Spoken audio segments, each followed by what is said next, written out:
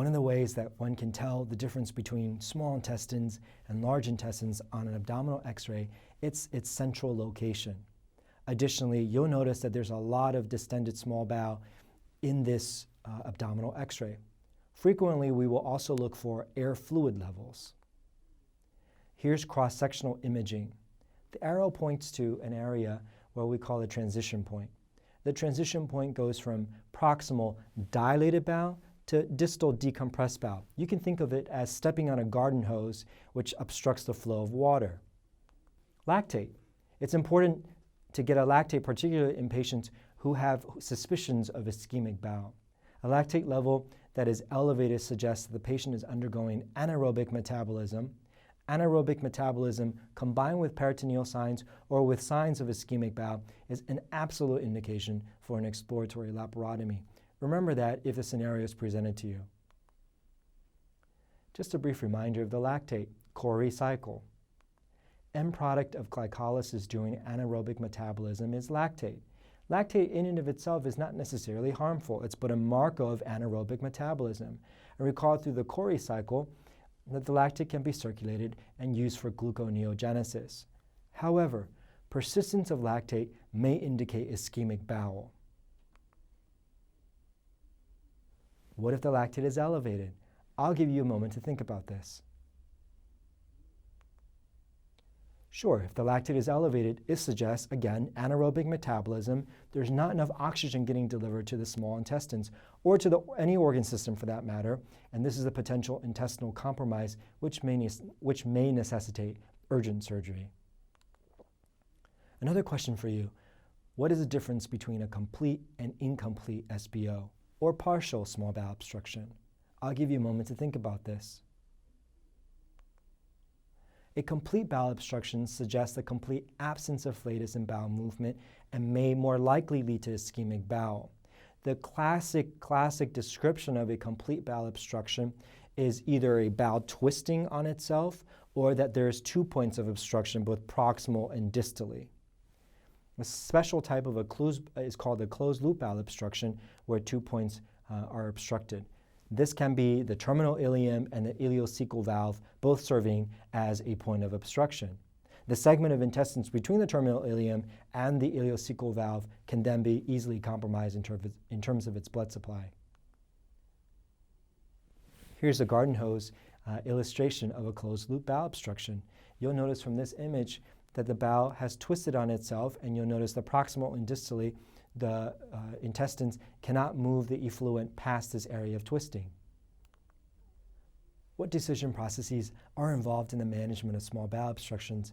Here is my schematic of how to manage small bowel obstructions. I like to think of small bowel obstructions as complete or partial.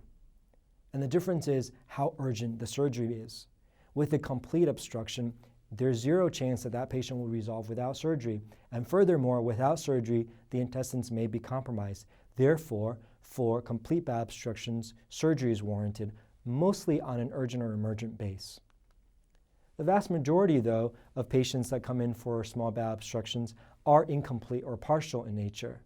In these patients, we want to look at whether or not they have any signs of bowel ischemia or peritoneal signs.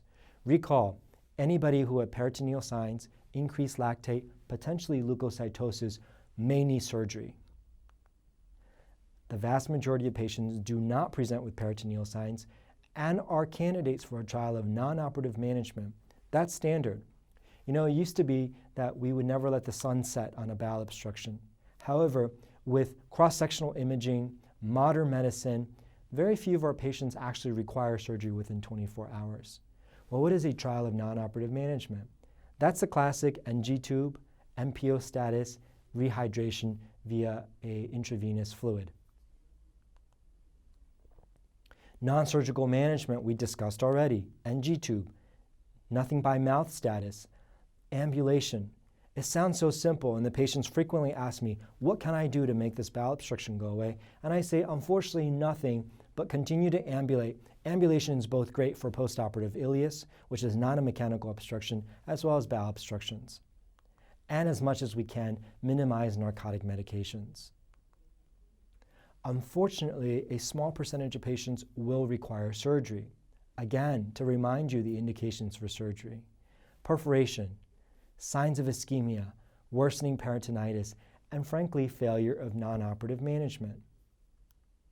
This picture that you're seeing is an intraoperative finding of a segment. You clearly see the difference between the purple bowel, which is an ischemic segment, versus the normal appearing bowel next to it. This ischemic segment needs to be resected.